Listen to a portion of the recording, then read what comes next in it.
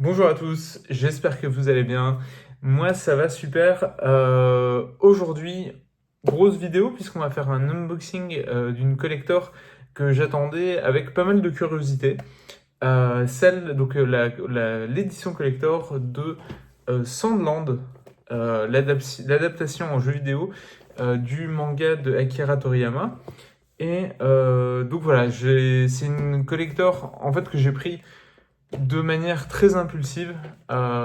Évidemment, comme j'imagine la plupart d'entre vous, j'ai été très affecté par l'annonce du décès d'Akira Toriyama.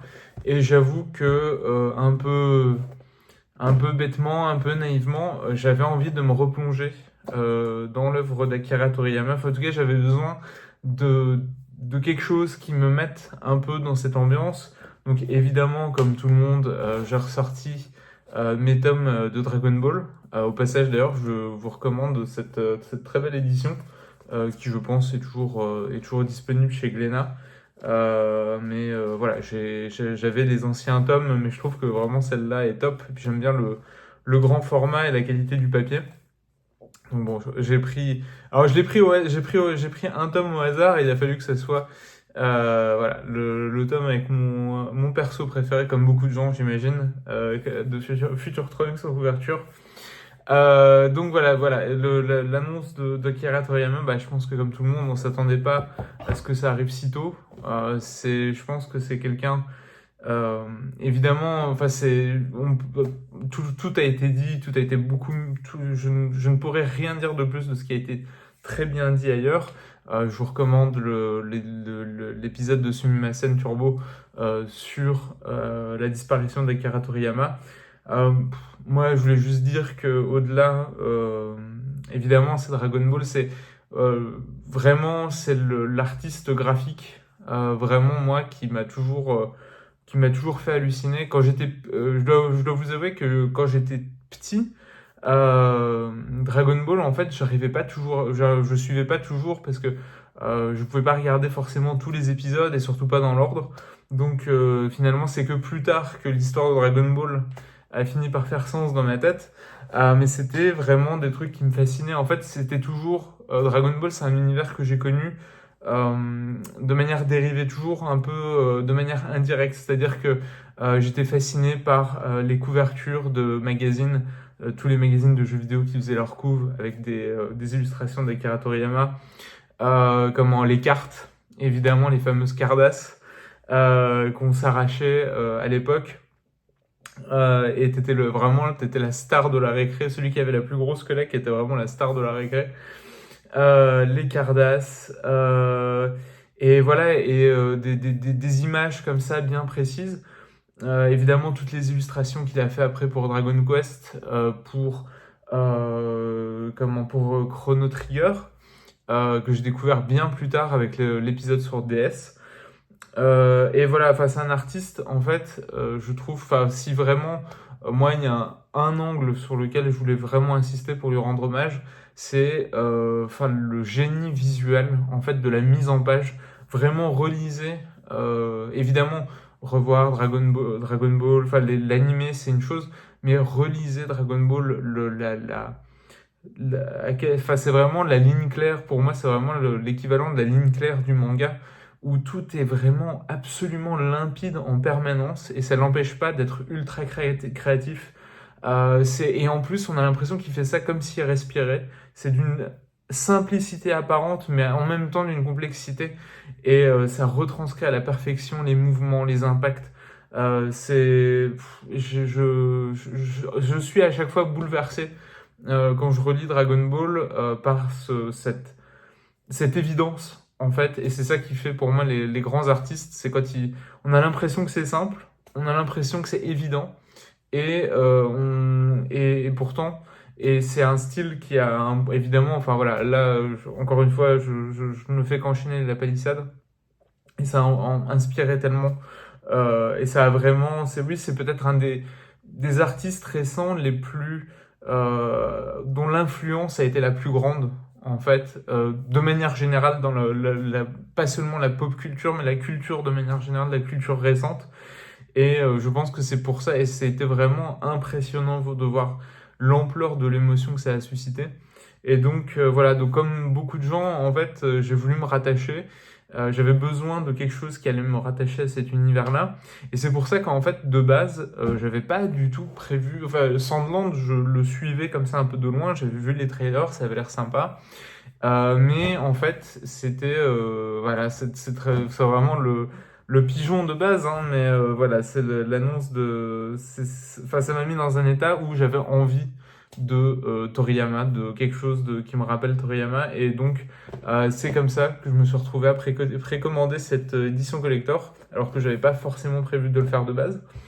Et en fait, il y a une deuxième raison aussi qui m'a fait m'intéresser à Sandland. Je vais être honnête avec vous, je connais pas l'œuvre d'origine. Comme ça, voilà, je suis 100% transparent. Ni le manga, j'ai pas encore vu l'anime récent parce que en fait, je me suis dit, bon bah puisque le jeu va être une adaptation de l'anime slash du manga, bon bah quitte à découvrir, autant tout découvrir d'un coup. Donc je découvrirai avec le jeu vidéo et puis après je regarderai l'anime.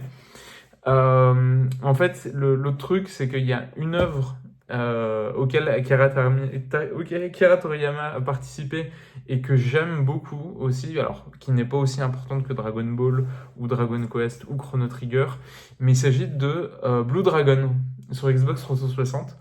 Et alors je sais que c'est aujourd'hui c'est un jeu qui est vu de manière un peu dérisoire, enfin en tout cas un petit peu anecdotique, un jeu un peu anecdotique à l'échelle de l'histoire de la Xbox 360. Mais à l'époque, c'était quand même, enfin dans le contexte de l'époque, c'était quand même la folie. On allait jouer à un nouveau jeu de Sakaguchi, donc le créateur de Final Fantasy, ailleurs que sur PlayStation. Enfin, c'était déjà en soi, c'était ouf. Sur une IP complètement nouvelle et en plus avec de nouveau Nobuo Uematsu à la musique et Akira Toriyama au design. Donc c'était vraiment quelque chose de ouf. Et moi j'ai adoré Blue Dragon, j'en garde des souvenirs. Alors c'est pas forcément le genre de jeu que je voudrais refaire parce que je préfère garder mes bons souvenirs de peur qu'il ait vieilli, mais j'ai vraiment d'excellents souvenirs de ce jeu-là, j'ai adoré. C'était un RPG simple, un JRPG plutôt simple dans son système, mais avec aussi une bande-son de ouf, avec notamment, il me semble, si je dis pas de conneries, que c'est le chanteur de Deep Purple qui chante le morceau du boss de fin. Je crois que c'est quelque chose comme ça. Et moi, j'adore ce morceau, le morceau de le combat final. Voilà, donc j'ai une nostalgie pour Blue Dragon et en fait, et même si les jeux n'ont rien à voir, parce qu'évidemment, de ce que je comprends, ça c'est beaucoup plus action, action en open world, donc c'est pas du tout forcément un RPG, mais il y a une espèce de vibe Blue Dragon qui se dégage des trailers du jeu, et donc j'étais très curieux. Ça m'a rendu, en fait, cette espèce de oui, je pense que c'est la connexion Akira Toriyama, en fait, de découvrir c'est un univers complètement designé par Toriyama. Ça m'a rappelé Blue Dragon et donc ça m'a donné envie de découvrir Sandland. Donc je vous propose, après tout ce blabla, de découvrir ce qu'il y a dans la collector. Alors, en termes de prix, pour info, moi j'ai vu que, alors sur Amazon, elle est officiellement à 130, c'est autour des 130 euros. Mais je l'ai vu chez Auchan, en supermarché. Je tiens pas forcément à leur faire spécifiquement de la pub à eux, mais en tout cas, il se trouve que je l'ai vu chez Auchan à 110 euros. Ce qui commence à devenir un prix plutôt agressif. En termes de contenu, on a le jeu. Alors, on a le jeu, un steelbook, un set de cartes postales. Et évidemment, une figurine, et puis bon, des trucs à télécharger, ça on s'en fout un peu. Donc en gros, allez, moi on va juger sur le prix officiel. Le jeu coûte 70 euros, la collector coûte officiellement 130, donc ça veut dire qu'il faut qu'on en ait pour 60 euros de contenu pour pas se sentir floué. On va voir. La boîte me paraît elle est très jolie, j'aime beaucoup le design de la boîte, on reconnaît les yeux du héros. La boîte est très sympa, mais c'est un peu léger. Alors je suis un peu dubitatif quant ce que ça annonce sur la qualité du contenu, mais on va voir. Tac. Oh, pas besoin de. Hop.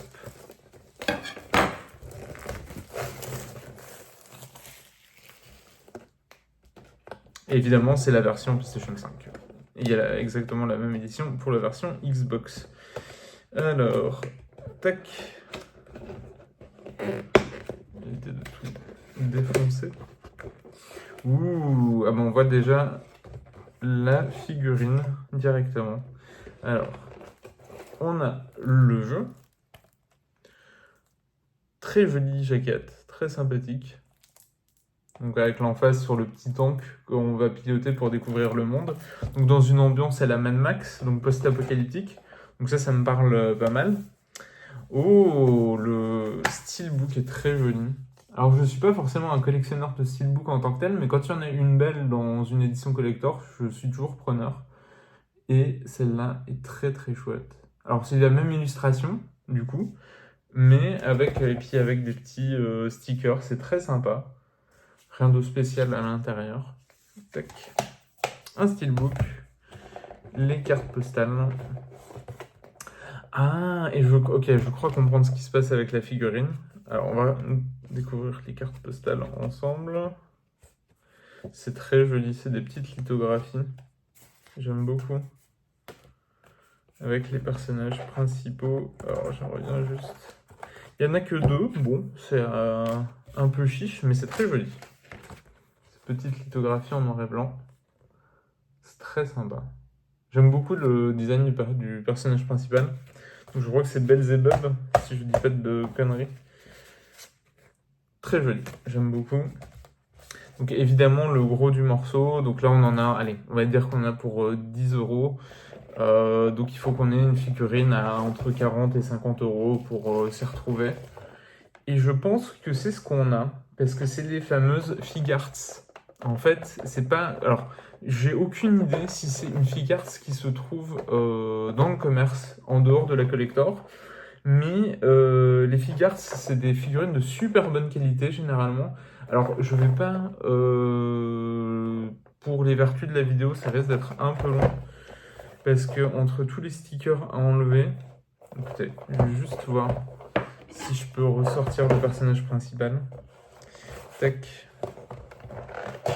Et en fait, donc les Figarts, ce sont des figurines, c'est une série de figurines de Bandai, et ils font ça pas seulement pour, donc c'est bien, pas seulement pour Sandland, mais il y a plein, évidemment, il y a des Dragon Ball Figarts, il y a plein de séries, d'animés, etc., qui ont leur version, qui ont leur figurine dans cette gamme-là.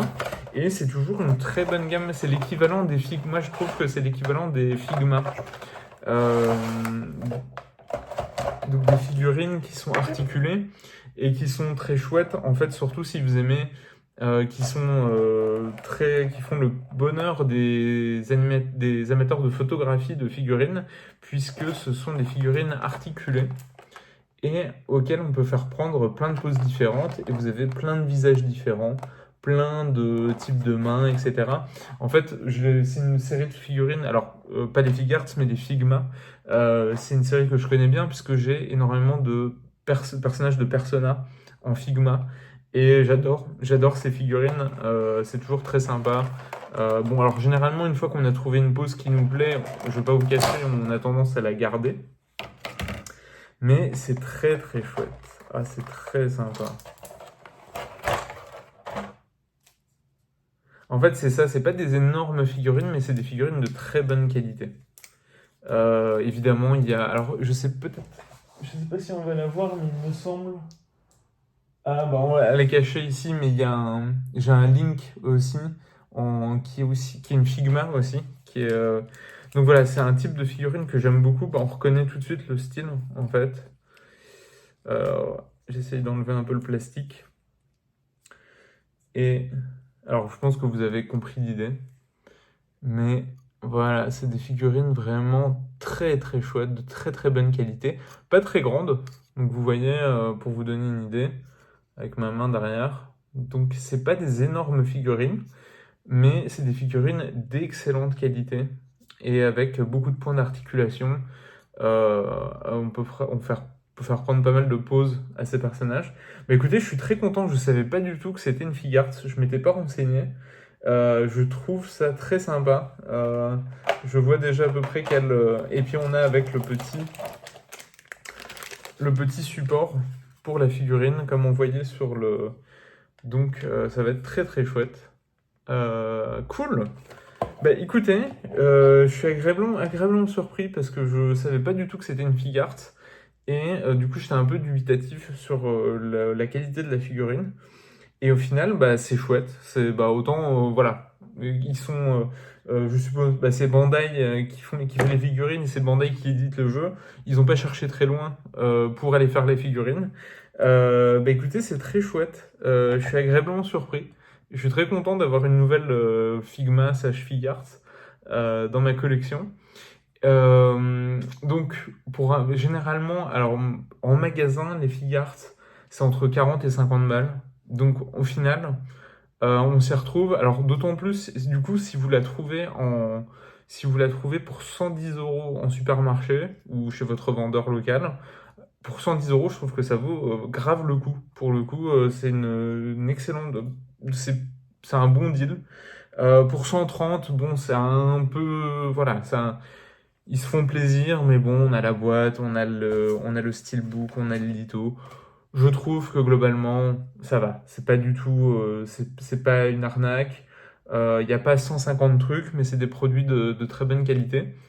Bah écoutez, moi je trouve que c'est plutôt convaincant.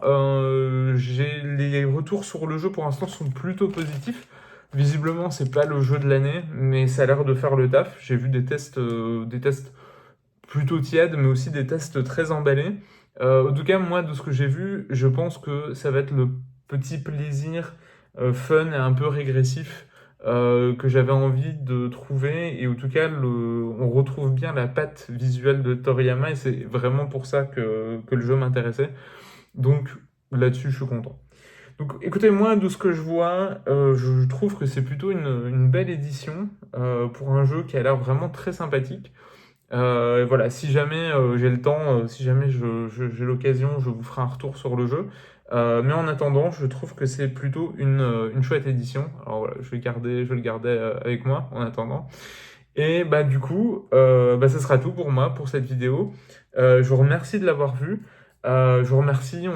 Voilà, on a dépassé maintenant la centaine d'abonnés. C'est incroyable. Enfin, je sais que c'est pas grand-chose, mais ça me touche vraiment. Voilà, ça fait plaisir. Donc merci d'avoir pris le temps de regarder cette vidéo. Je vous dis à très bientôt et à la prochaine. Salut!